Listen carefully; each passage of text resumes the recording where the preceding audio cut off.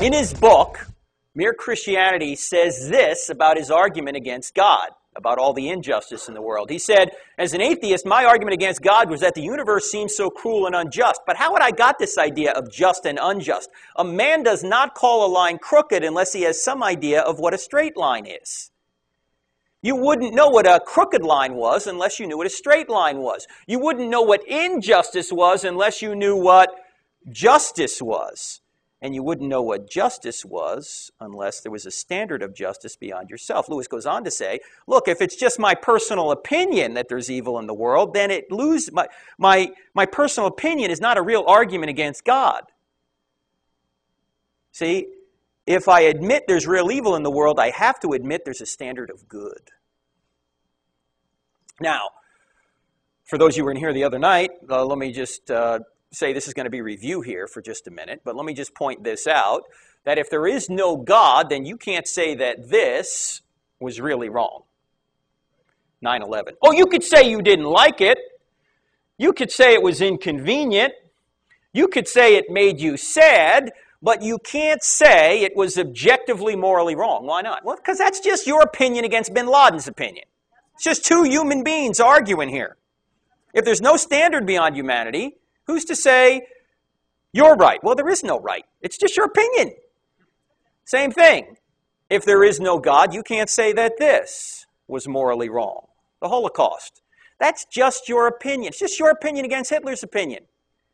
Now, every sane individual intuitively understands that this is objectively morally wrong. It's not just your opinion.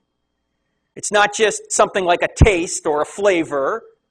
It's objectively morally wrong, and if it's objectively morally wrong, there has to be somebody who made it objectively morally wrong.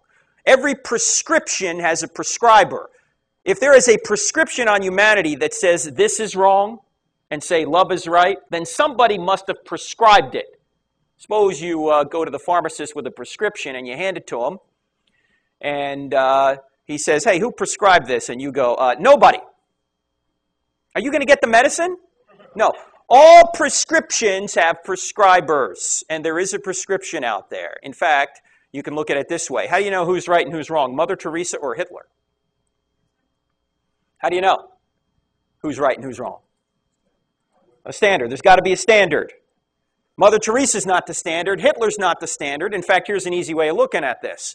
How do you know which map of Scotland is better? What would you need to see? You'd have to see a real place called Scotland.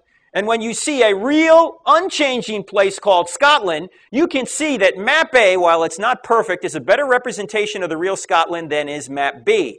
If Scotland doesn't exist, these two maps are meaningless, right?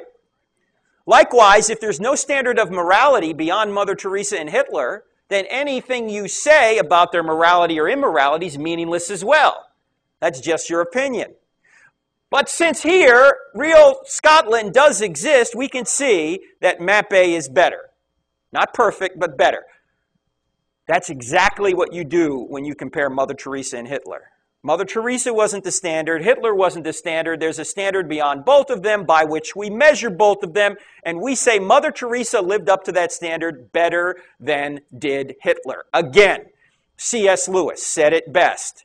He said, the moment you say that one set of moral ideas can be better than another, you are, in fact, measuring them both by a standard, saying that one of them conforms to that standard more nearly than the other, but the standard that measures two things is something different from either. When you measure Mother Teresa against Hitler, there's a standard that's different from both Mother Teresa and Hitler, and you're comparing Mother Teresa and Hitler to that standard. You're seeing how they measure up. You're admitting there's a real morality out there.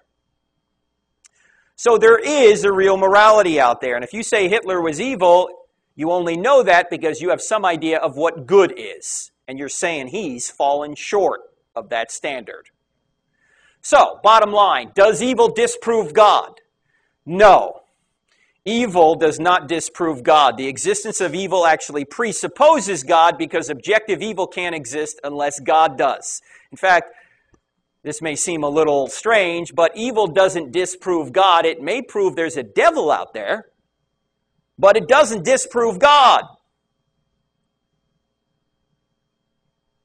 Because Evil just points to good. Evil only makes sense in light of good. So there may be a malevolent being out there that is causing some of this evil, but that doesn't mean that there's no good. There's no God. In fact, evil, as we'll see in a minute, can't exist on its own.